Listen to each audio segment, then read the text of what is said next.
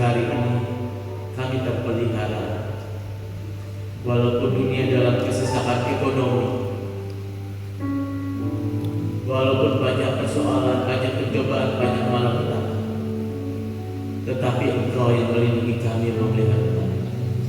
Sehingga hari ini kami ada di tempat ini, Bapa. Semata-mata kami mau mengucap syukur dan berterima kasih kepada-Mu karena segala kebaikan, kasih setia. Bapa, kami percaya pujian-pujian kami menyenangkan hati-Mu. Bapa, sungguh saat ini kami rindu akan mendengar kebenaran firman. Mari Bapa, di dalam nama Yesus, biarlah Roh Kudus yang berdiri di tengah-tengah kami. Walaupun kami tidak dapat melihat dengan fisik, dengan wujud yang nyata, tapi kami percaya Roh Kudus hadir di tengah-tengah kami. Karena 2-3 orang hadir di tempat ini memuji-muji nama Tuhan, maka Roh Allah hadir. Kami percaya bahwa Roh Kudus sudah berdiri di tengah-tengah kami, di hadapan kami. Mari Roh Kudus, Engkau ambil alih, Engkau berbicara. Penuhilah hatiku, pikiranku, mulut, lidah, bibirku ini. Biarlah menjadi penyambung lidah bagimu. Di dalam nama Yesus. Haleluya. Haleluya. Kami percaya oleh kebenaran firman, kami dipulihkan, kami disembuhkan, kami dipelihara, kami diberkati, kami dihibur, kami dikuatkan. Haleluya. Saudaraku terkasih di dalam Yesus yang siap menerima firman Tuhan, sama-sama katakan dengan saya, amin. Haleluya. Berikan pujian buat Tuhan Yesus. Haleluya. Praise the Lord. Praise the Lord. Haleluya. Saudara terkasih dalam kasih Tuhan, di sini tentu sudah banyak yang sudah kenal saya ya. Coba yang sudah kenal saya angkat tangan. Ya, sebagian saya pendeta Bobi, saya dari Jakarta, aslinya Surabaya, China Surabaya. Saya melayani Tuhan dari tahun 2002 sampai sekarang. Saya seorang hamba Tuhan yang bernasar tidak mau ke rumah sakit, tidak mau minum obat sampai mati. Karena apa saudara? Karena firman Tuhan. Kalau Mazmur 91 berkata, orang yang duduk dan tinggal dalam naungan Allah yang Maha Tinggi, ya kan? Nah, janganlah kamu takut terhadap penyakit sampat, penyakit menular, wabah celaka, malapetaka, karena kamu hanya menonton saja, kata firman Tuhan. Malapetaka tidak akan menjamak kemahmu. Aku akan mengenyangkan engkau sampai lanjut umurmu. Nah, karena janji-janji ini Tuhan, saudara, sehingga saya mengambil keputusan saya tidak mau ke rumah sakit, saya tidak mau minum obat.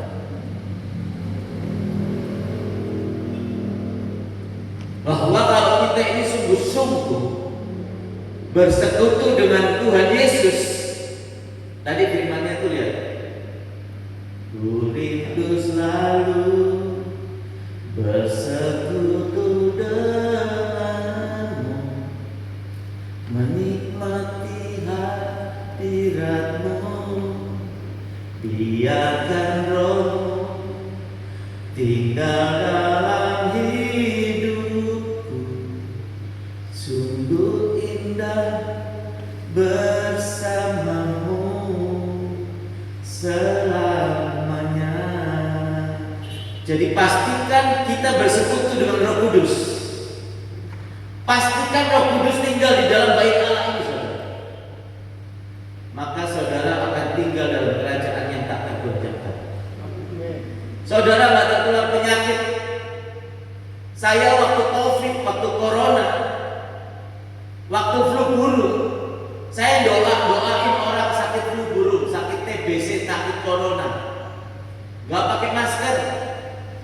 Sampai kepala rumah sakit saya harus tanda tangan di atas meterai. Karena apa saudara? Penyakit menular. Waktu flu burung itu gawat saudara. Ada seseorang yang sakit flu burung, dokter datang pakai helm, baju lapis plastik, ada oksigennya. Dia masuk periksa orang ini. Ibu, orang ini paling kalau bertahan sampai 7 hari kalau hidup. Pada waktu itu saudara saya datang, saya masuk. Istri saya bilang ini, saya itu saya, dia bukan saya. Saya, kalau lu mah doain orang sakit flu burung itu, aku minta maaf, saya jangan pulang ke rumah. Coba, wajar, manusiawi. Istri saya takut, dia bilang, nanti kalau anak-anak ketularan, aku dan anak-anak ketularan bagaimana? Aku tidak tahu, aku hanya bisa ya. Iya kan, wajar, manusiawi. Terima kasih Pak Tanya. Nanti ingatkan aku ya Pak Pendeta David, aku ada sesuatu dari Tuhan buat Bapak, dan akan terjadi ya. Saya bernubuat belum ada yang tidak terjadi. Saudara. Kalau saya ceritakan nanti ibadah kita selesai sampai sore. Nah, saya alasan dengan istri saya, aku kunjungi pelangganku. Jadi supaya nggak berdusta, aku kunjungi pelangganku cuma satu. Setelah itu, aku ke rumahnya orang yang sakit flu. Istrinya bilang gini, Pak Bobi, Pak Pendeta jangan masuk. Dokter itu 3 orang datang sini pakai baju angkasa. Umurnya 7 hari lagi. Pak Pendeta kalau bersentuhan dengan kulitnya aja, keringatnya itu, saudara, Pak Pendeta ketularan, demam 3 hari, 4 hari, 5 hari, meninggal. Flu burung ganas, saudara, lebih ganas dari corona waktu itu. Gak apa-apa Bu, saya masuk. Jadi sebagai abdi Allah itu saudara, hidup untuk Kristus, mati adalah keuntungan. Jadi kalau ada abdi Allah, saya kasih tahu saudara, kalau menjadi abdi Allah takut mati, saudara jangan ikuti. Firman Tuhan berkata seorang abdi Allah itu tidak takut mati. Coba Nabi Musa mau ditangkap sama Raja Fir'aun, mau dibunuh. Tuhan bilang, ajak tua-tua Israel menghadap Raja Fir'aun supaya umat itu diperbolehkan berdoa keluar dari Mesir ke tanah perjanjian yang aku sediakan. Kalau orang Jawa bilang ulo boleh kumpul, ular cari mati. Dia datang ke Fir'aun, Raja Fir'aun, berani mempertaruhkan nyawa, nggak takut mati. Sadar Mesak Abednego, kalau bunyi seruling kecapi gabus, tidak ada yang kalau yang tidak berlutut akan dibakar, dimasukkan ke dalam api yang menyala-nyala. Semuanya berlutut ketika bunyi seruling kecapi gabus. Sadar Mesak Abednego nggak berlutut, dimasukkan dalam api yang menyala-nyala. Berani, tidak takut mati. Daniel juga begitu. Siapa yang dalam 40 hari ini atau 1 bulan ini yang menyembah Allah lain selain kepada patung Raja Nebukadnezar, maka akan dimasukkan ke gua singa. Dan dia tetap berdoa 1 hari 3 kali saja. Berani, tidak takut mati. Itulah kriteria hamba Tuhan. Iya kan? Saya masuk saudara, saya menangis di depan pintu. Saya masuk, saya sujud, jidat saya sampai ke ubin. Siapa yang nggak takut saudara? Pertempuran itu di pikiran sini. Masuk gak ya? Masuk gak ya? Saya bilang, Tuhan, hidup untuk Kristus, mati adalah keuntungan. Saya masuk saudara. Orang itu hidup 7 tahun lagi, sehat pulih. Saya sehat. Amin. Berikan pujian kepada Yesus. Jangan buat kasar buat Tuhan itu. Semuanya adalah karena Roh Kudus yang di dalam saya. Saya tidak tertular penyakit menular, saudara. Walaupun saya waktu muda gaya hidup saya salah, makannya juga tidak salah. Saya mengidap penyakit gula darah 528. Anak saya nangis, istri saya rumah sakit, suntik insulin. Enggak, aku sudah bernasar sama Tuhan. Aku tidak akan ke rumah sakit, aku tidak akan minum obat sampai mati. Akhirnya diperiksa saya di Prodia, lalu dokternya konsultasi ke dokter yang pengalaman 50 tahun lebih, dokter yang umurnya udah 70 tahun kira-kira. Dia heran, jantung saya sehat sempurna, ginjal saya sehat, paru-parunya sehat, lambungnya sehat,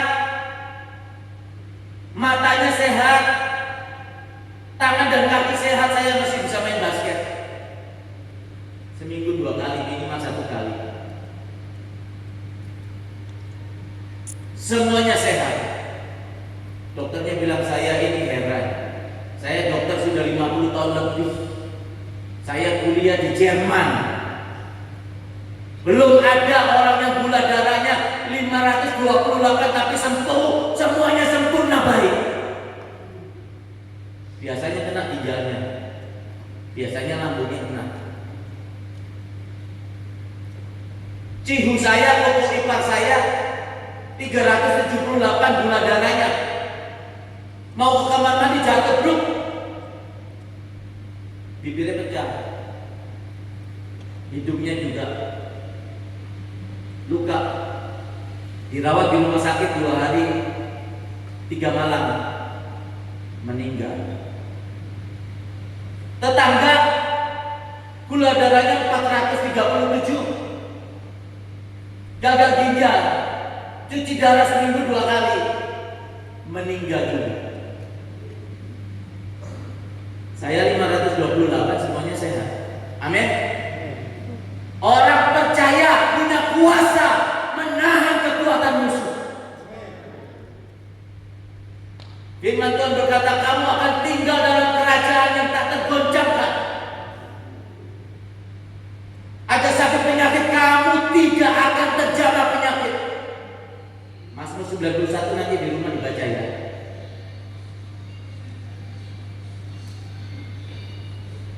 Dunia dalam kesulitan ekonomi, saudara akan dipelihara Tuhan. Saya seorang supplier kain-kainnya punya Dupont itu. Saudara bisa toko-toko spare mobil sudah bisa cari ada. Krisis ekonomi lagi tiarap, penjualan yang sangat minim,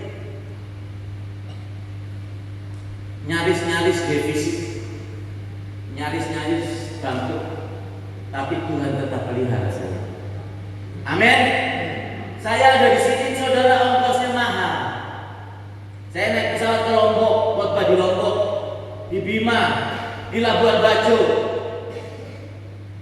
di Ruteng, di Bajawa, di ND, Maumere, Larantuka, lalu nyebrang ke sini di Kupang, khotbah di Kupang, ke Soe. Saya pernah KKR di Soe. Pak Pendeta Bobi, tolong fotonya bisa nggak? Kita mau buat baliho. Ibu Aluna, saya tidak mau melayani kalau foto saya dibuat baliho yang besar-besar. Biar Tuhan Yesus yang dimuliakan, ditinggikan. Biar Tuhan Yesus yang semakin besar. Aku tidak besar, aku kecil, aku tidak terkenal. Saudara di YouTube bisa ketik PS Bobianto. Situ ada orang bayi kakinya pendek sebelah jadi sama. Ada orang bisu dan tuli dari umur 4 tahun sampai 16 tahun. Saya baptis langsung dengar saudara. Langsung berbicara, Yesus. Dilihat di YouTube ya. Tapi tidak untuk umum saudara YouTube itu. Saya tidak mau terkenal. Biar Tuhan Yesus. Saudara mau tinggal dalam kerajaan yang tak tergoncangkan? Saya akan ada hal penting dari firman Tuhan. Marilah kita berperkara kepada Tuhan. Pujilah aku.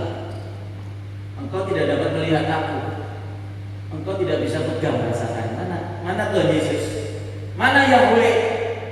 Mana Roh Kudus? Dipegang nggak ada. Kamu lihat, kita lihat nggak bisa. Dia berkata kamu tidak bisa melihat aku. Hendaklah kamu kudus, sebab aku kudus. Hendaklah hatimu tulus, bersih, suci. Orang yang tulus hatinya yang dapat melihat Allah. Ada. Jadi ada firman Tuhan yang saudara harus percaya dan harus saudara pegang. Kalau saudara mau tinggal dalam kerajaan yang tak tergoncangkan, kalau saudara nanti di surga, perang Iran, Israel, Amerika sudah diancam nanti pakai atom. Nanti meningkat lagi perangnya dengan nuklir. Cina, Rusia, Korea Utara bantu Iran. Saudara, nanti perang dunia ketiga nuklir. Di udara ini kita kena radiasi nuklir. Di air laut, air sungai kena radiasi nuklir. Semua binatang di udara bersayap, binatang di padang rumput, binatang di dalam air, semua manusia pun akan makan. Nanti seluruh tubuhnya keluar bisul-bisul, sel-sel kanker juga akhirnya mati semua. Hari Tuhan saudara sudah dekat. Saya sebagai abdi Allah, saya memperingatkan saudara, jangan nanti saudara menyesal. Di neraka saudara dibakar seumur hidup. Coba saya bikin air panas di panci yang besar, saudara saya suruh buka baju, saya siram. Ini air mendidih, saya siram dari kepala sampai ujung kaki. Saudara akan teriak kesakitan. Coba 1000 kali lebih panas di neraka saudara dibakar dan selama-lamanya. Orang saya naik kapal laut feri kemarin dari Larantuka ke Kupang, kapalnya miring-miring, ombak hampir nyaris tenggelam. Saya pakai salon pas di jidat, di kiri kanan, di hidung, di leher, di pundak kiri kanan, di pusat. Saya tidur. Yesus, goyang. Yesus, ampuni aku. Tobat Yesus, tobat aku mau naik ferry lagi. Itu aja udah kayak neraka. Apalagi nanti di neraka saudara. Takut saya. Hidup manusia 70 tahun, kalau kuat 80 tahun. Ngapain saudara hidup sampai 70 tahun, 80 tahun? Saudara ikuti iblis. Perbuatan bapakmu lah yang kamu lakukan. Sebagai suami tidak setia kepada istri. Bila istri bisnis urus barang, pergi ke Surabaya, pergi ke luar negeri, ke Cina, di sana di hotel yang berbintang dia booking perempuan. Istri juga gitu, suaminya nggak ada laki-laki muda, perhatian, akhirnya bangun dia. Anak-anak sibuk main handphone. Ya, ada drama-drama Korea, drama-drama silat, ya. Terus informasi segala macam. Wah, orang bikin apa nih? Broadcast TikTok segala macam. Wah, musik, ada gambar-gambar cewek-cewek yang seksi. Wah, ditonton sejam, 2 jam, 3 jam, 4 jam. Melupakan Tuhan. Itu tujuannya iblis saudara. Pikiran saudara, hati saudara dipenuhi oleh perkara-perkara duniawi, dipenuhi perkara-perkara kedagingan. Semua akan masuk neraka saudara. Firman Tuhan berkata banyak orang mau masuk ke surga melalui pintu yang sempit itu, tetapi mereka tidak bisa. Saudara mau masuk surga atau neraka saudara? Coba angkat tangan saudara. Kalau nggak angkat tangan berarti mau tinggal di neraka diam-diam saja. Coba siapa yang mau masuk surga? Saya mau masuk surga saudara. Coba buka 1 Petrus 2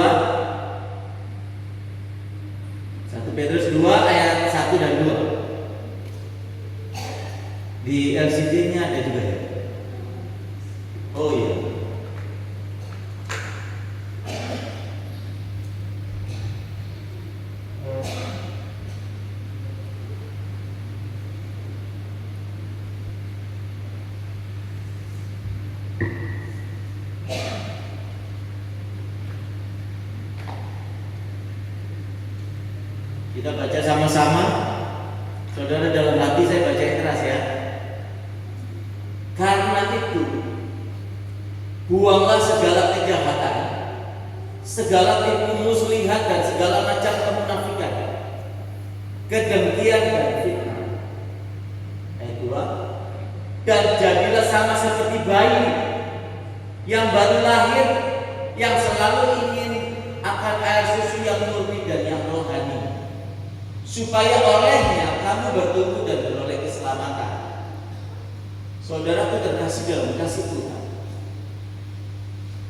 kalau bayi baru lahir, baru lahir dari rahimnya seorang wanita, kalau dikasih air tajin, air beras, sama air beras, itu imunnya itu lemah, antibodinya lemah, gampang sakit-sakitan.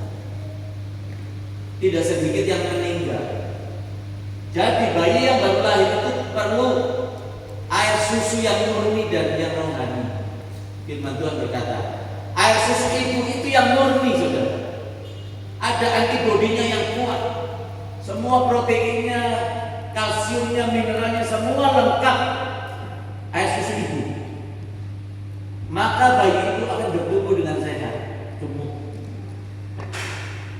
Nah, firman Tuhan berkata air susu yang murni dan yang rohani itu berbicara firman Tuhan. Dan jadilah sama seperti bayi yang baru lahir yang selalu ingin, selalu ingin akan air susu yang murni dan yang rohani. Jadi kalau saudara sebagai orang percaya kepada Yesus Kristus, saudara nggak pernah baca firman Tuhan, jangan bermimpi saudara akan masuk surga. Jangan bermimpi. Umatku binasa karena tidak mengenal aku, kata Tuhan. Saudara mau kenal Tuhan Yesus itu siapa? Yahweh itu siapa? Roh Kudus itu siapa? Harus baca firman Tuhan. Saudara mau kenal juru selamat kita, saudara harus baca firman Tuhan dari Kejadian sampai Wahyu. Katakan selesai. Belum mengerti juga, ulangi lagi dari Kejadian 1, Kejadian 2, Matius 1, Matius 2 sampai Wahyu. Selesai lagi semuanya kata. Belum mengerti, baca lagi. Saudara harus pikirannya, jiwanya dipenuhi oleh firman Tuhan. Karena firman Tuhan itu adalah Allah sendiri, Allah yang sudah menjadi manusia, firman yang sudah menjadi manusia. Dan firman itu, Allah itu sudah tinggal di bait Allah. Tapi saya kasih tahu saudara, firman Tuhan berkata, karena aku kudus, hendaklah kamu kudus. Jadi bait Allah ini tidak mungkin saudara, bait Allah ini dipenuhi Roh Kudus. Saudara di gereja bahasa Roh Kudus ya. Terus di luar lihat-lihat film pornografi. Hari-harinya dibuang lewat nonton info-info di HP, info-info yang tidak ada faedahnya. Minum-minum, mabok, ya dia lagi jagoan dia mabok. Ngefet, gaya-gaya sekarang mengikuti tradisi kebudayaan Eropa. Nongkrong di kafe yang bagus ya, di Starbucks mungkin kan. Kalau di Surabaya, di Jawa itu banyak kafe-kafe yang bagus, yang elit. Gaya-gaya nongkrong di situ, angkat kaki, pesen roti, minum kopi, ngobrol, vape-nya diisep, kebakaran dada, asap, ngobrol gaya-gaya, merokok, ada yang merokok. Allah ketika menciptakan manusia dari debu dan tanah, Dia tidak berfirman, nanti kamu sudah umur 17 tahun, 18 tahun, umur 30 tahun, kamu ngerokok ya? Kamu harus nge-vape. Kamu harus isep ganja. Kamu nanti mau bahagia, ya? Kamu mau supaya fantasinya suami istrinya indah. Kamu harus pakai morfin, pakai obat-obatan. Saudara, Tuhan menciptakan manusia dari debu dan tanah, dihembuskan nafas Allah, diberkati beranak cuculah dan penuhilah bumi. Tuhan rencananya supaya manusia itu beranak cucu, memenuhi bumi, menjadi keluarganya Allah, menjadi penyembah-penyembahnya Allah, untuk menggantikan Lucifer yang sudah memberontak itu, saudara. Satan si ular tua itu, saudara. Hendaklah engkau melahirkan anak-anak ilahi. Didiklah anak-anakmu dengan hukum-hukumku, kata firman Tuhan. Ajarkanlah kepada mereka, ceritakanlah perbuatan-perbuatanku, Yahweh, Tuhan semesta alam. Perbuatan-perbuatan yang besar. Laut Tebro aku belah, aku sebab, sehingga umatku dapat berjalan. Orang mati bangkit, buta melihat, lumpuh berjalan, tuli mendengar, bisu berbicara. Ceritakanlah kepada anak-anakmu, kalungkan kepada lehernya, tulis di ambang pintu. Ceritakanlah ketika sedang duduk, sedang berjalan, supaya anak-anakmu itu mengenal aku, Yahweh, Adonai, Elohim, Tuhan semesta alam. Aku yang menciptakan langit dan bumi. Aku yang menciptakan semua makhluk hidup di udara bersanya, yang di padang rumput, yang di dalam air. Aku yang menciptakan semua makhluk manusia. Aku Allah yang besar.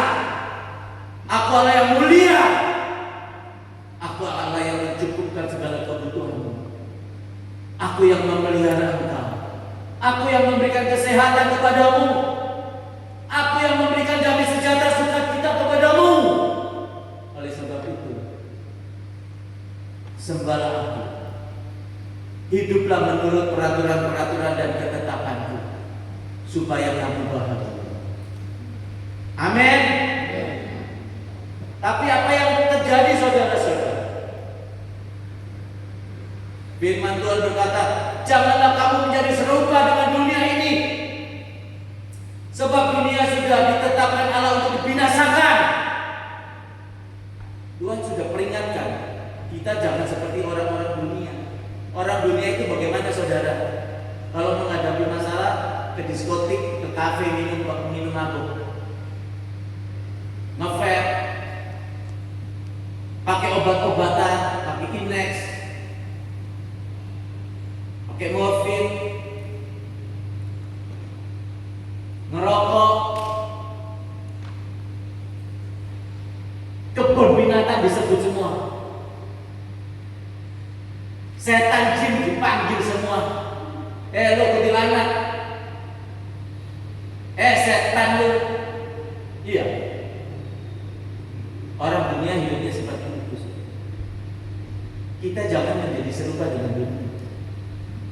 Firman Tuhan berkata, aku akan datang ke dunia ini dan sebagai hakim, dan pertama-tama yang kuhakimi akan kumulai dari rumahku. Itu menunjukkan bahwa tidak semua gereja berkenan di hadapan Tuhan. Beribadahlah dan ikutilah gembala yang baik. Firman Tuhan berkata,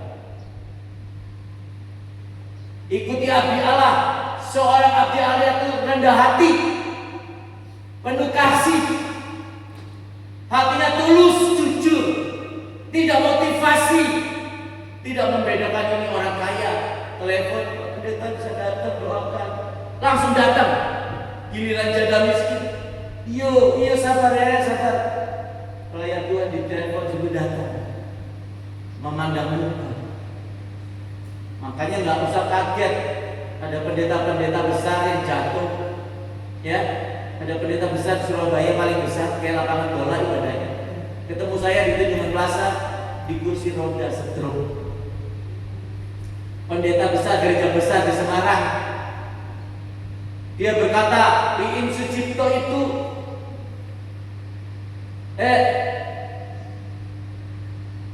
penginjil, siapa itu yang perempuan itu ya cantik, itu adalah istri dalam alam roh saya. Nggak lama, nggak sampai satu tahun, dia khotbah, dia jatuh, dirawat rumah sakit 2 hari 2 malam, meninggal.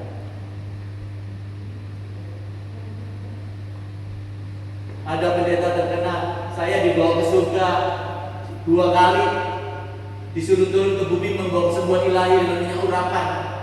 Jemaat rebutan minyak urapan.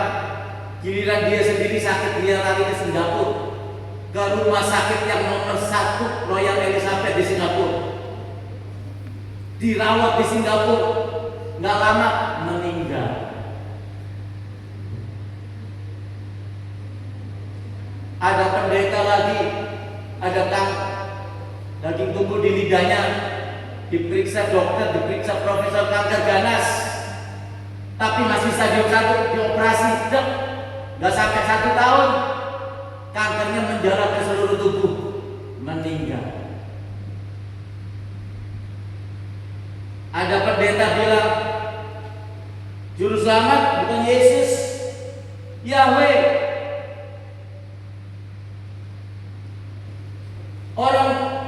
Ada orang menjauhkan dirinya dari keramaian dunia, hidup suci, hidup belas asih, hidup dalam kebenaran, bisa masuk surga. Nanti Wahyu 20 ayat keberapa itu akan dibuka kitab kehidupan dan kitab-kitab yang lain. Katanya begitu.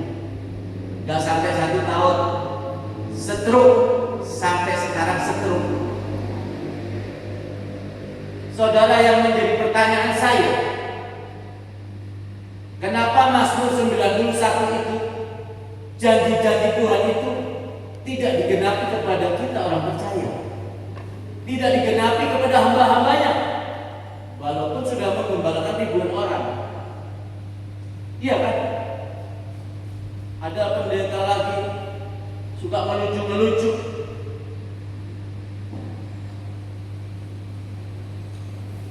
diwawancarai sama seorang dokter.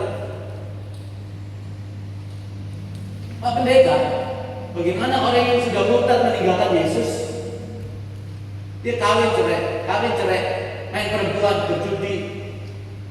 Ketika dia dengar suatu bunyi orang sembahyang, lalu dia insaf, dia sembahyang, bisa diselamatkan nggak Pak pendeta? Bisa, katanya bisa. Wah, ini udah sesat ini saudara. Saya tidak sebut-sebut nama, cuma saya memperingatkan kepada hamba-hamba Tuhan, hati-hati.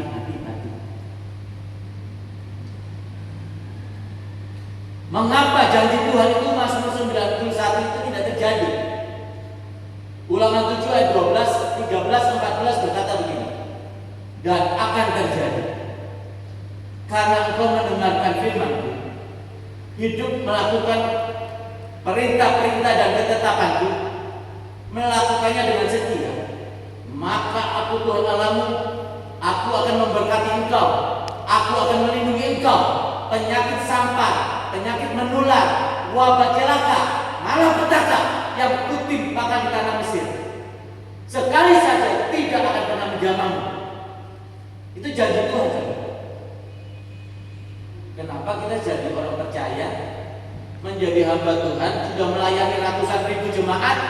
Loh, kenapa sakit kanker lidahnya dipotong segala macam, sakit jantung segala macam, lagi khotbah jatuh belum, dirawat di rumah sakit 2 hari meninggal. Stroke, kenapa saudara?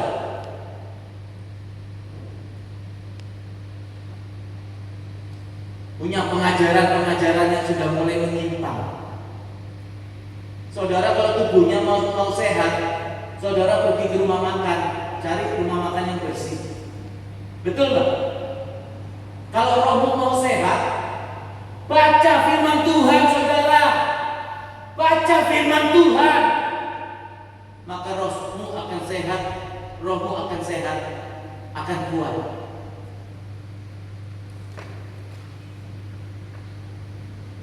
Banyak orang saya sedih, saya melihat ini mayoritas Katolik ini, mayoritas orang Kristen. Wih, minum sopi, duduk di sana sini, mau beribadah di gereja saya lihat, wih merokok. Wow, waduh pakai jas kedasi, merokok. Nanti bunyi ibadah dimulai, rokoknya dimatiin. Saudara, banyak orang yang masuk neraka. Kenapa Tuhan nanti akan datang ke dunia ini dan pertama-tama yang dihakimi adalah rumah Tuhan? Kenapa, saudara? Banyak pemimpin-pemimpin hamba-hamba Tuhan ini menyampaikan firman Tuhan hanya cuma dipelajari. Coba baca ya.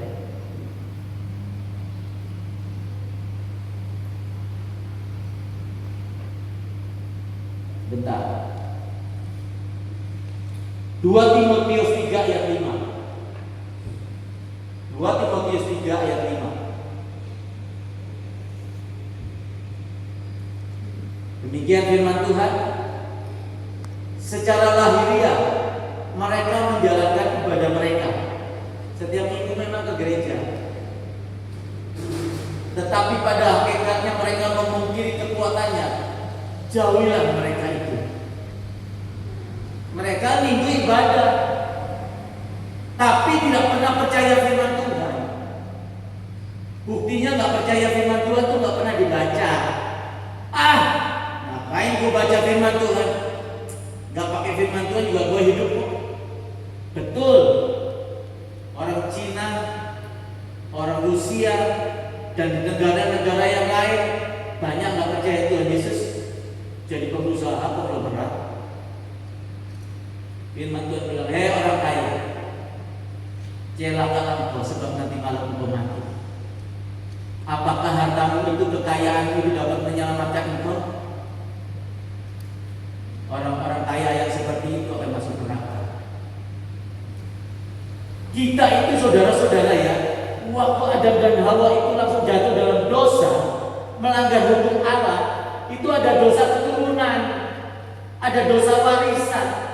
Jadi tanpa Yesus nggak bisa masuk surga, nggak bisa. Step by step mau berdamai dengan Tuhan, mau nebus dosa, potong kambing, potong domba, kerbau, yang kalau yang nggak punya, yang miskin belum terkubur. Ada darah tertumpah, ada kematian. Nah, lalu diperbaiki. Yesus datang untuk menggenapi hukum Taurat. Yesus adalah hukum yang sempurna, kata firman Tuhan. Mau berdamai dengan Allah, kamu harus percaya kepada Aku, kata Yesus. Akulah Tuhan dan Juru Selamat. Akulah anak domba itu. Dia dicambuk, saudara. Dia dipaku, disalib. Ininya dipaku, saudara. Jantungnya langsung sesak, kekurangan oksigen, otot-ototnya mengeras, mengejar tegang, darahnya bercucuran perlahan-lahan.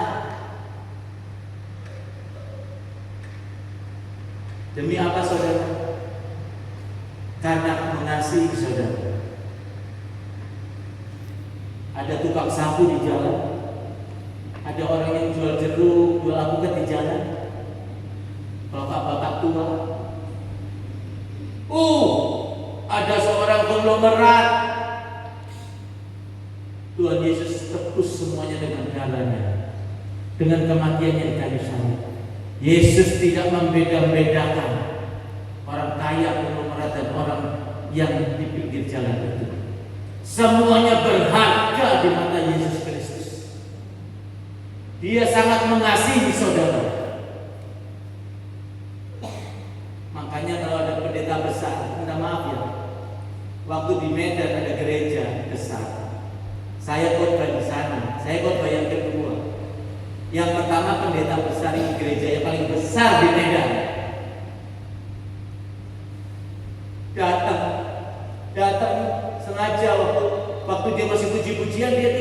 multifaktori yang kantor yang ditutup dengan kaca hitam rebel. Dia di situ. Setelah waktunya mau firman, pelayan-pelayan itu bilang, pastor, sudah mulai firman. Asisten-asistennya bawain tasnya sudah. Datang sudah. 2 orang berada di depan. Mari pastor. Dia habis khotbah, selesai. Asistennya langsung sudah tahu dia ambil tempatnya, tasnya, jalan turun, langsung pulang. Ini rendah hati nggak sih? Di depan kah, di luar kah? Kalau jalan berarti langsung pulang. Tasnya dibawain, pintunya dibukain pintunya. Mobil mewah. Ini hamba apa Tuhan ya?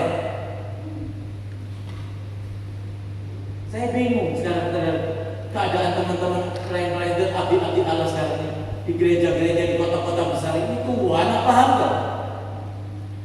Pakai jasnya, wes mencilak orang Jakarta dulu, berkilau-kilau, pakai cincin berlian, pakai jam tangan 700 juta.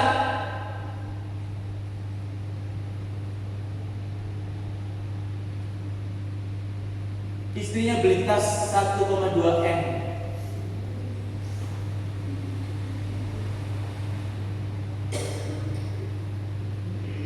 Itu kedagingan atau bukan, saudara? Coba saya tanya, itu kedagingan apa bukan? Barang siapa mengasihi dunia dan kemewahannya, maka kasih Bapa di dalam orang itu tidak ada.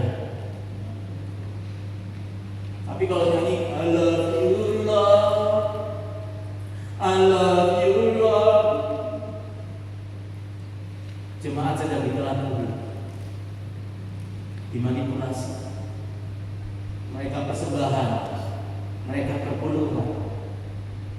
Gereja yang ratusan ribu jemaatnya saudara, 1 bulan hampir 20 M.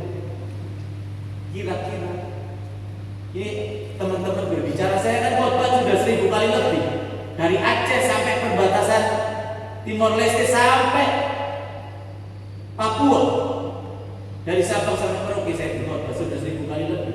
Saya kenal banyak hamba-hamba Tuhan, ngobrol-ngobrol.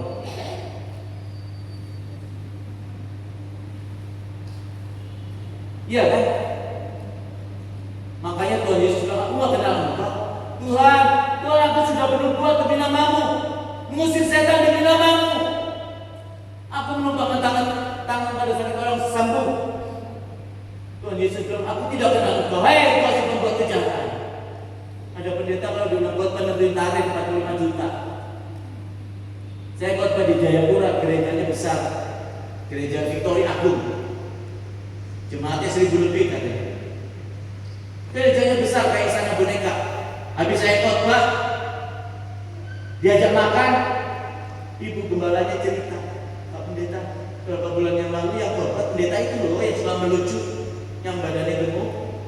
Iya, kenapa? Kemarin khotbah di sini, cuma saya kok ragu ya. Kenapa ibu gembala? Khotbah tarifnya 45 juta, ada tarifnya. Orang seperti itu layak nggak dia disebut sahabat? Kagak lah ya. Kalau kami bilang, kata bilang, nggak layak, nggak pantas dibilang sahabat. Iya kan? Coba ada seorang sahabat lagi saya, kok perlu dong minta tolong dong. Anterin gue ke bandara, gue telat nih, pakai mobil lo. Bayarnya 200.000 ya. Itu bukan sahabat saudara, itu bisnis. Terus firman Tuhan, aku sudah menggembalakan umatku Tuhan. Tuhan Yesus bilang, aku gak kenal engkau. Hei si pembuat kejahatan, bukankah kamu sudah menerima upah ketika kamu di bumi? Hanya engkau bisa kalah tempatku di neraka, di mana retak tangis dan retak gigi sudah disediakan bagimu. Janganlah kamu kaget dan terkejut jikalau nanti pembunuh, pelacur mendahului engkau masuk kerajaan surga. Saudara lihat banyak napi-napi, orang-orang di penjara sekarang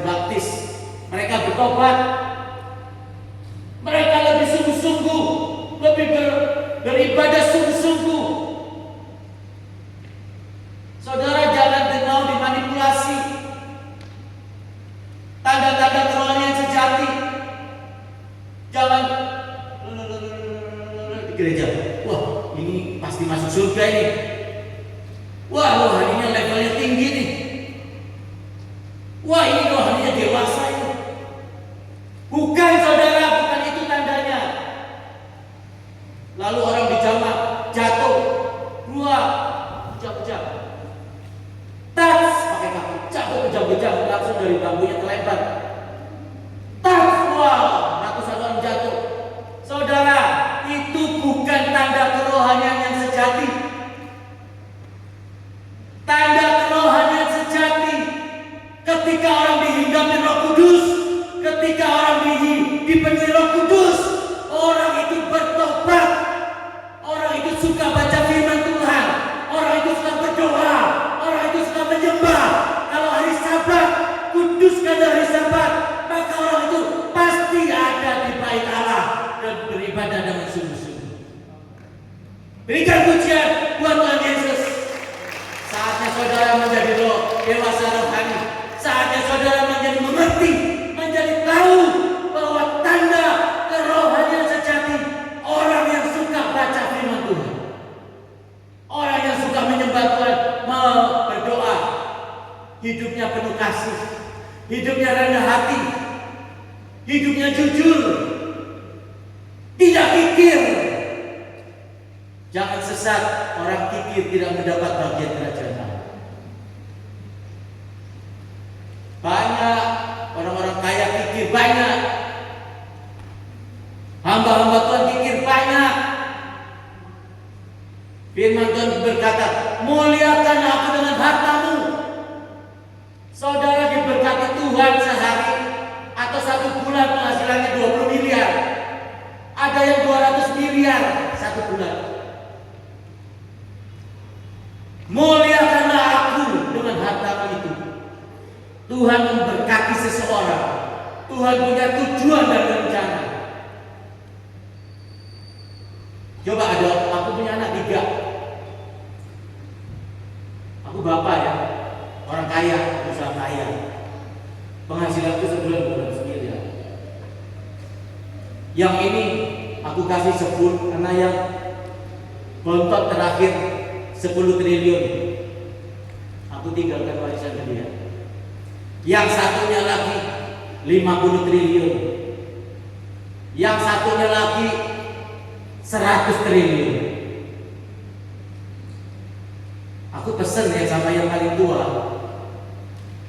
Nanti kalau adik-adikmu perlu suntikan dana dalam bisnisnya, dalam proyek-proyeknya, kamu bantu ya. Ya Pak. Ternyata adiknya ini ada proyek bisnisnya, bisnis tambang batu bara, perlu suntikan dana, dan dia sudah teken kontrak. Dia harus menyediakan batu bara sekian ton. Kalau tidak bisa menepati, maka kena penalti 20 triliun bayar. Dikirim ke sana, ke Australia, ke Amerika proyeknya. Dia butuh dana, pokoknya tidak pinjam, nggak bantu. Akhirnya kolab. Yang kedua karena join adik kakak ini kolab habis. Main bisnis batu bara jangan sembarangan. Ratusan triliun ini bisa sekejap habis. Tapi kalau berhasil sekejap melimpah-limpah. Saya doakan orang di Palu, orang bisnis batu bara. Jadi cerita-ceritanya begitulah. Lalu ketika pokoknya nggak bantu adiknya, saya sebagai bapak ini saya marah nggak? Coba jawab, marah nggak? Marah nggak? Marah, saya datangin anak. Kenapa adik-adikmu nggak dibantu? Papa kan sudah pesan, Papa kasih 100 triliun ke kamu supaya nanti siap-siap bantu adikmu. Kamu urus dirimu sendiri. Kamu beli barang-barang mewah, istrimu kamu belikan mobil-mobil mewah, beli pesawat jet pribadi. Untuk apa semuanya? Sini, kembalikan ke Papa semua sekarang.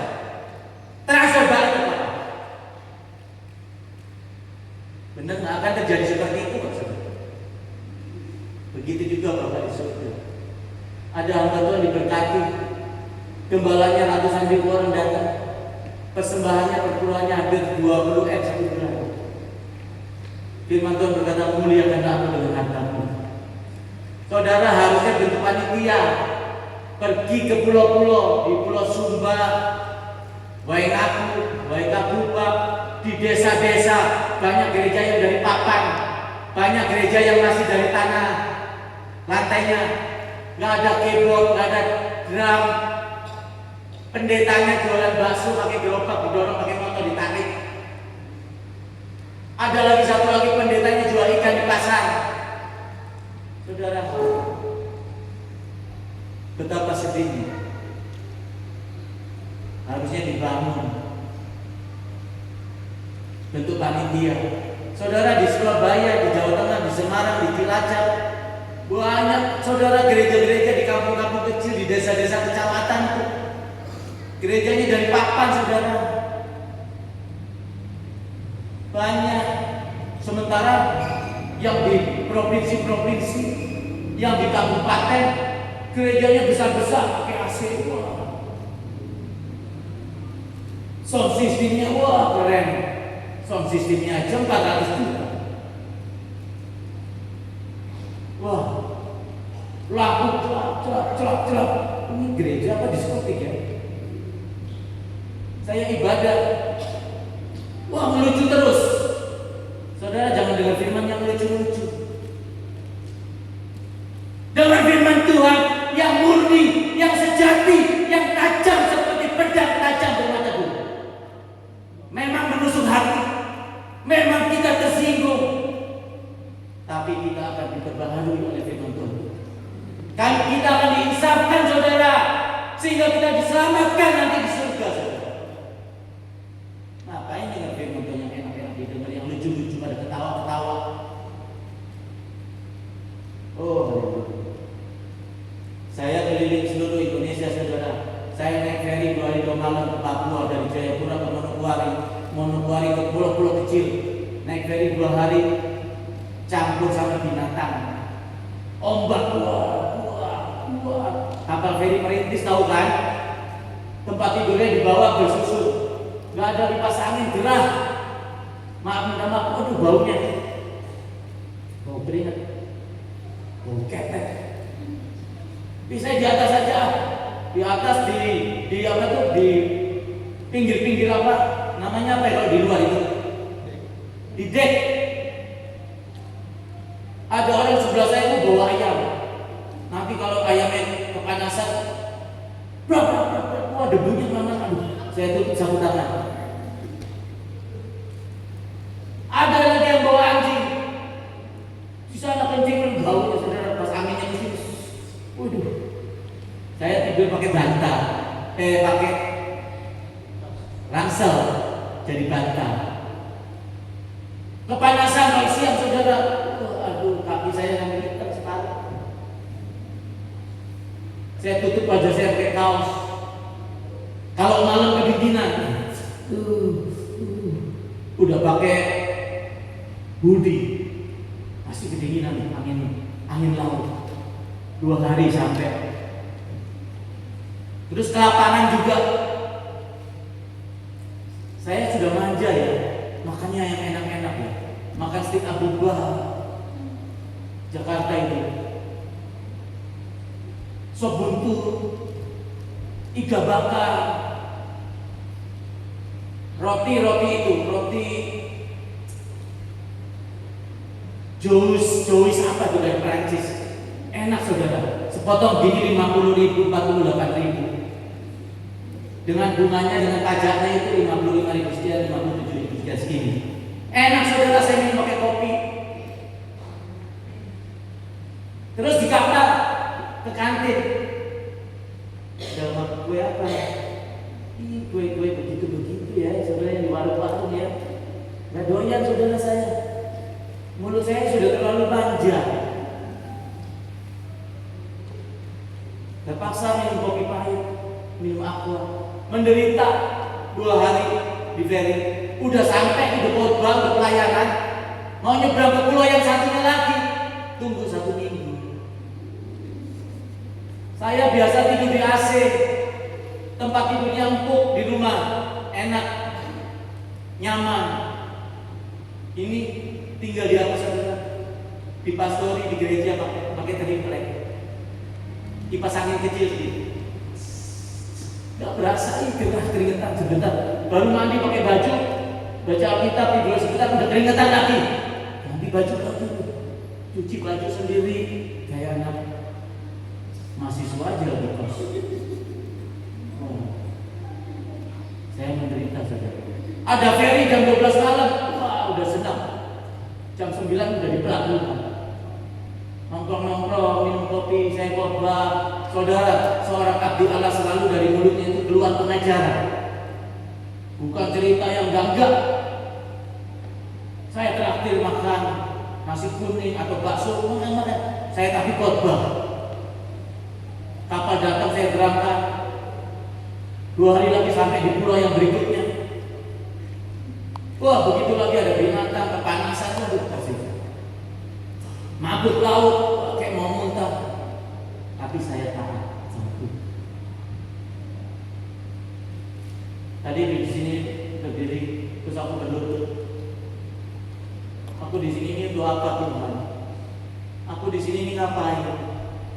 Aku hanya taat kepada Tuhan. Aku mau menjadi penyambung lidah bagimu. Aku mau berkhotbah bagimu Tuhan. Tapi jadikanlah umatmu ini menjadi insan yang bertobat dan diselamatkan Tuhan.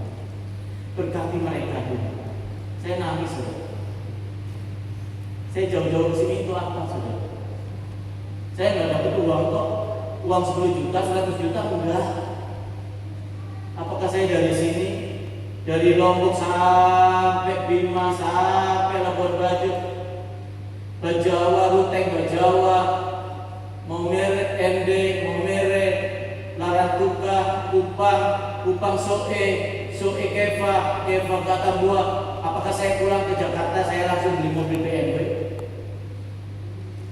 Enggak, betul. Saya sebagai abdi Allah, saya mau taat dan setia. Kemana dia utus saya pergi saja. Walaupun sekarang kesesakan keuangan, saya tetap setia sama Tuhan. Saya pulang, saya jujur-jujur aja, anak saya kawin sama orang Singapura, orang yang diberkati.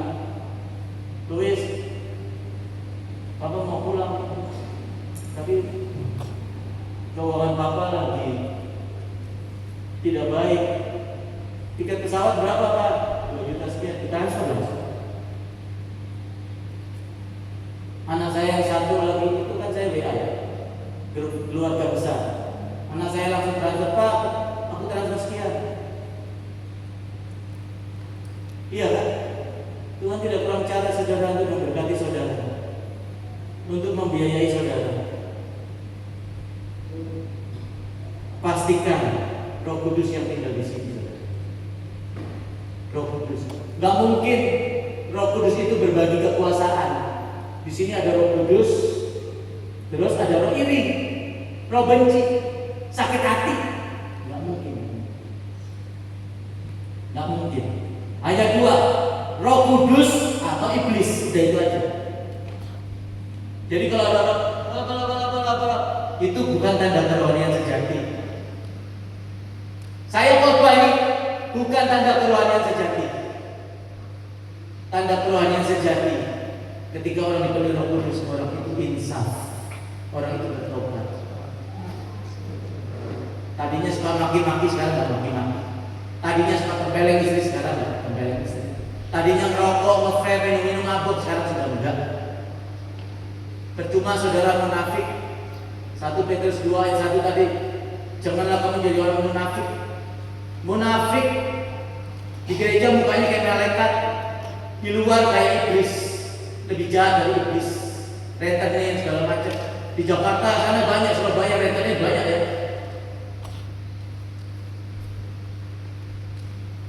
Minum mabuk, habis pulang dari gereja ke kafe ngerokok, nge-vape, kebakaran. Gak bisa masuk surga saudara munafik. Saudara mau masuk surga, saya peringatkan, saya sebagai abdi Allah, jangan menyesal. baca firman Tuhan setiap hari. Orang yang gak baca firman Tuhan gak bisa masuk surga. Hendaklah kamu seperti bayi yang selalu ingin akan susu yang murni dan rohani, supaya bertumbuh dan diselamatkan. Di luar sana banyak masuk neraka semua. Percaya saya masuk neraka. Pendeta-pendeta besar aja masuk neraka kok ada jemaat. Banyak orang akan masuk ke rumah, ke pintu yang sempit itu, tetapi mereka tidak bisa. Saudara yang diangkat Tuhan yang masuk surga, yang didapati tak bercacat celah. Coba baca 2 Petrus 3 ayat 14. 2 Petrus 3 ayat 14. Haleluya. 5 menit lagi ya. Sebab itu saudara-saudaraku yang terkasih, sambil menantikan semuanya ini, menantikan Tuhan jemput kita ya, Tuhan Yesus jemput kita. Kamu harus berusaha supaya kamu kedapatan tak bercacat dan tak bernoda di hadapannya dalam perdamaian dengan Dia. Saudara yang masuk surga, yang akan bertemu dengan Tuhan Yesus nanti, yang masuk surga, yang didapati tak bercacat dan tak bernoda. Saudara kalau dengar firman Tuhan yang pengajarannya salah, maka roh saudara, jiwa saudara menjadi sakit, bercacat celah. Hati-hati di medsos dengan firman Tuhan. Banyak kan? Jangan berkeluar. Kalau saudara berkeluar berarti saudara hidup di bawah kutuk kuasa dosa, hukum Taurat. Yesus bilang ada selasih cinta kamu bawa, tetapi kesetiaan dan keadilan kamu abaikan. Lakukanlah semuanya itu. Jangan melakukan yang satu, engkau mengabaikan yang satu. Pada Tuhan Yesus. Berarti apa? Kita harus berkeluhan. Lalu yang nanti bilang, aduh banyak saudara. Hati-hati saudara. Kalau saudara dapat pengajaran firman Tuhan yang salah, maka roh saudara bercacat celah. Roh saudara roh yang sakit. Roh yang sakit. Kalau tubuh makan makanan kotor yang tidak ada laler-lalernya, saudara akan sakit perut. Begitu juga roh saudara jiwa saudara. Amin. Saudara lihat gembala saudara. Wah, ini gembala saya radikal, keras, tidak kompromi, rendah hati, penuh kasih, jujur. Ikuti saudara. Saudara akan selamat. Ikut gembala yang sesat, saudara sesat juga, masuk neraka semua. Saya waktu jadi gembala, wakil gembala saya suruh bikin absensi di depan. Saya nggak terima alasan hari Sabat harus ada di rumah Tuhan. Saudara sakit jantung, sakit mah, ada seorang ibu sakit ayam, belasan tahun nggak pernah ke gereja. Jemaat kasih tahu saya kunjungi. Habis itu hari Sabtu, hari Minggu saya jemput ke gereja. Ibu ini setia ya, absen kalau ibadah. Saya nggak terima alasan Pak Pendeta, Pak Gembala, minta maaf ya, kemarin minggu kemarin saya nggak ibadah. Saudara saya menikahkan anaknya soalnya. Saya nggak terima alasan seperti itu. Kamu bisa ibadah dulu, selesai ibadah kamu datang di acara pesta pernikahan saudaramu. Pak Pendeta, kemarin itu hujan di rumah saya banjir segini, Pak Pendeta. Maaf ya saya nggak ke gereja. Ke gereja sepatunya pakai plastik dibawa. Kalau saudara sudah setia, saya jamin saudara semua disembuhkan Tuhan. Yang usaha tidak akan pernah bangkrut. Kalau saudara bangkrut, kalau saudara sakit nggak sembuh, biarlah penyakitnya itu dikutuk, ditimpakan ke atasku. Saya gantikan saudara di neraka nanti. Saya di neraka, saudara surga. Tapi absen, tidak boleh alasan daripada. Saudara, apa yang terjadi? Yang sakit air buah ini jangan pulang. Nanti saya baptis. Saya baptis di kolam renang Ragunan, di kolam renang atlet. Saya kasih penjaganya 100.000. Saya baptis. Saudara, orang ini pernah dicari sama suaminya, kecemplung di got, tahu got ya? Kali yang agak segini. Dia ada lumpur-lumpurnya. Dia begini saudara, tenggelam. Tinggal kelingkingnya kelihatan, sama gemuruh napasnya. Suaminya pernah cari seperti itu, ditolongin. Kalau kena air itu dia kumat, sakit epilepsi, sakit ayam. Kalau lihat api, dia mau menceburkan dirinya di api. Dia bilang, "Bu ini jangan pulang, saya baptis." Dia sakit ayam lagi. Saya baptis saudara. Sampai hari ini dia tidak sakit ayam. Berikan pujian buat Tuhan Yesus. Tuhan Yesus itu adalah Allah yang hidup. Dia roh Allah yang ada di tengah-tengah kita. Dia hadir. Dia rindu dan mau masuk. Dia mau masuk ke rumahnya. Tubuhmu adalah bait Allah. Dia rindu. Saudara percaya kepada Yesus sebagai juru selamat, percaya kan? Firman Tuhan bilang ini terakhir ya. Tidak ada seorang pun yang mengaku Yesus Kristus itu adalah Tuhan kalau bukan karena roh Allah ada di dalam hati orang itu. Jadi karena ada Roh Kudus, kita percaya kepada Yesus. Kita jadi orang Kristen, orang Katolik, segala macam. Nah, selanjutnya Roh Kudus itu akan tugasnya mengajar, membimbing. Roh Kudus bimbing kita, ayo baca firman Tuhan, ayo baca firman Tuhan. Tapi nggak pernah baca firman Tuhan. Nggak perlu firman Tuhan, Roh Kudus aku nggak perlu. Tanpa firman Tuhan aku bisa hidup.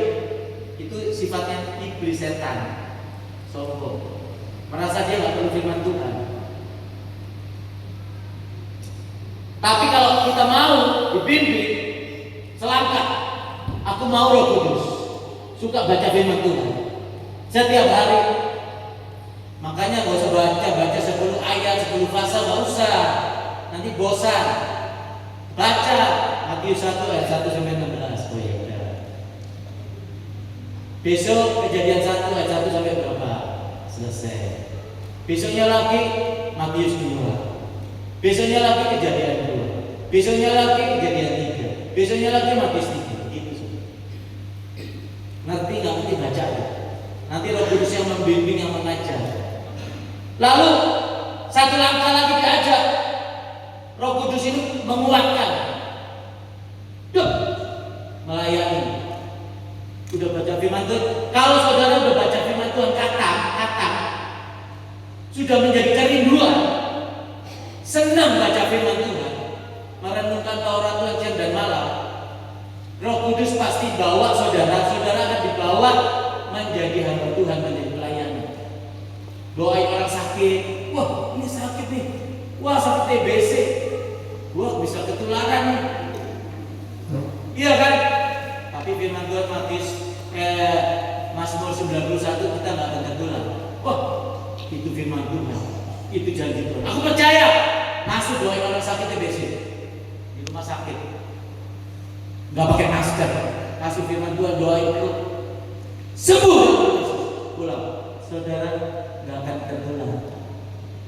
Saya sudah lakukan dan sudah tak akan hitung. Saya doain orang sakit TBC. Nah, seperti Sadrak, Mesak dan Abednego, Daniel nggak takut mati. Tapi kalau ada pendeta takut mati, jangan diikuti saudara. Jangan diikuti. Itu gembala upahan katanya. Ada singa, dia datang, dia lari duluan. Sama. Jemaatnya disuruh rebutan minyak urapan, giliran dia sendiri yang sakit, dia kabur ke Singapura. Rumah sakit terbaik, kok mati juga. Haleluya. Saudara, saya ilustrasi Masih ada waktu berapa menit Pak Pendeta? Habis ya? Saya minta tolong ada pria Bapak ini yang kuat ini di sini. Sama anak muda di sini, anak muda. Iya, di sini ya. Jadi seorang wanita yang belum menikah, coba angkat tangan. Ya, maju. Oh,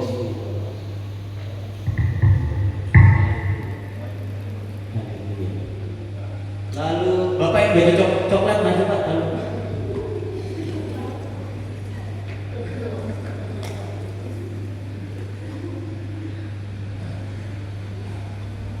Oke, maaf.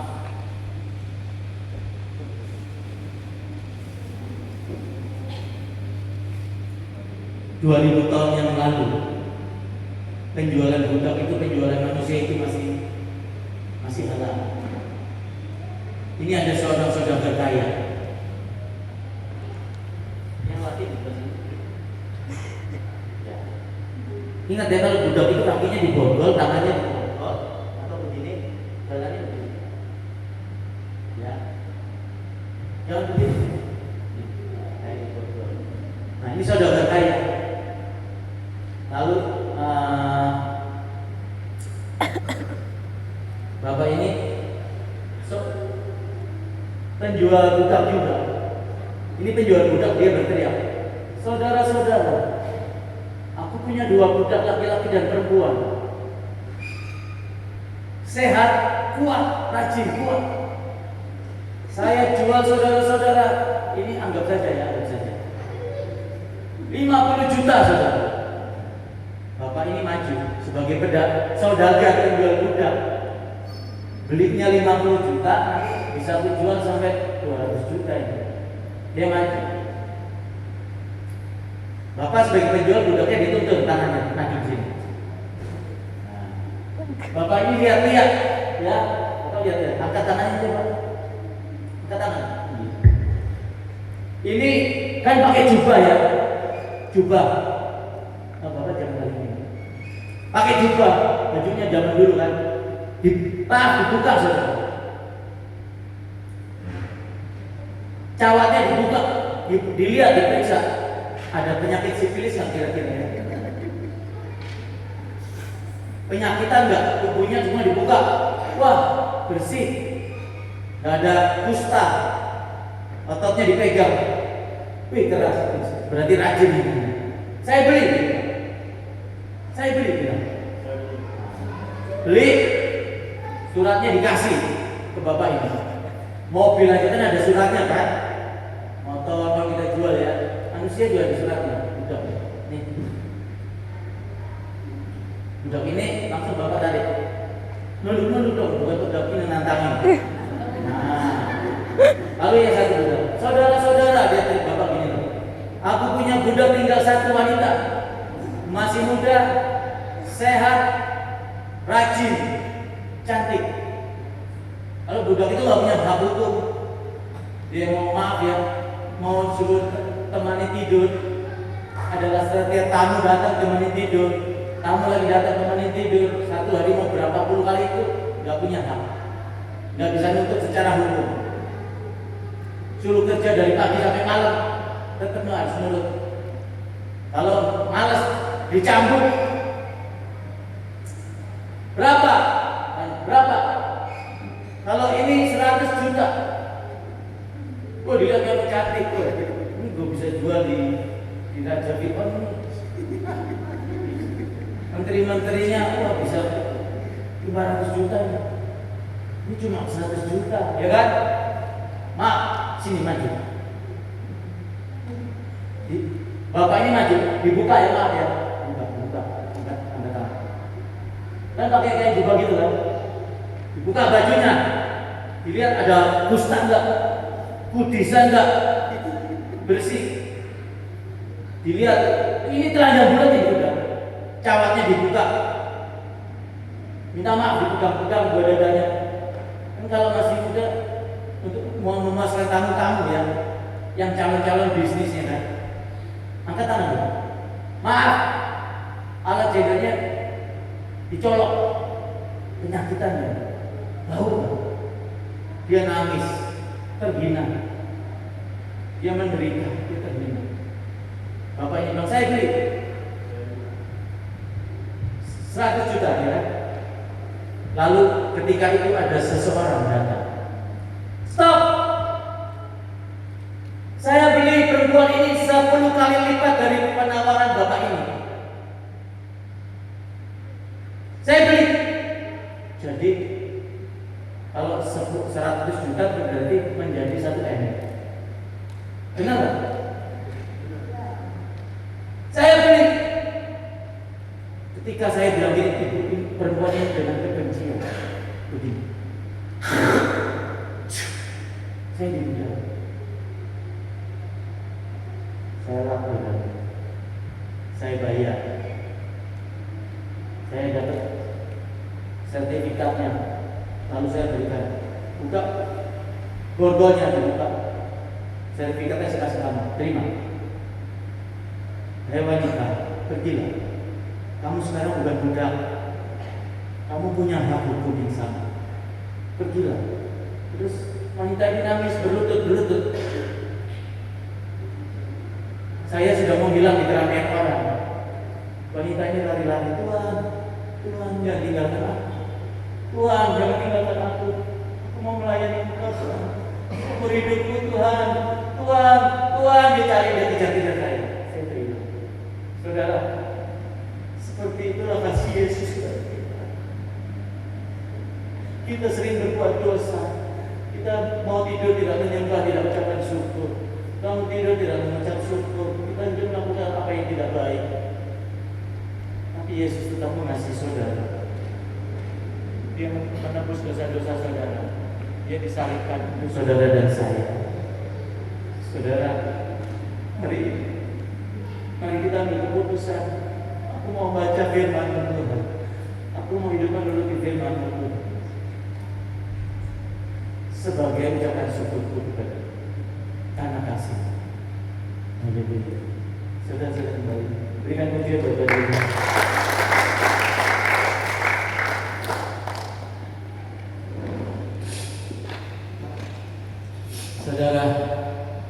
Saudara yang mau mengambil keputusan untuk memperbarui hidup hubungan baik dengan Roh Kudus, saudara saya sudah maju ke depan. Kita naikkan pujian. Lagu yang pertama tadi yang apa tuh? Yang penyanyikan tadi barusan. Lagu apa itu namanya? Ku ingin selalu. Saudara saya sudah bangkit berdiri. Saudara jangan malu. Rendahkan hatimu, rendahkan dirimu di hadapan Tuhan Allah. Maju saudara ke depan. Aku mau meminum hubungan yang baik dengan Engkau Roh Kudus. Berdiri saja saudara.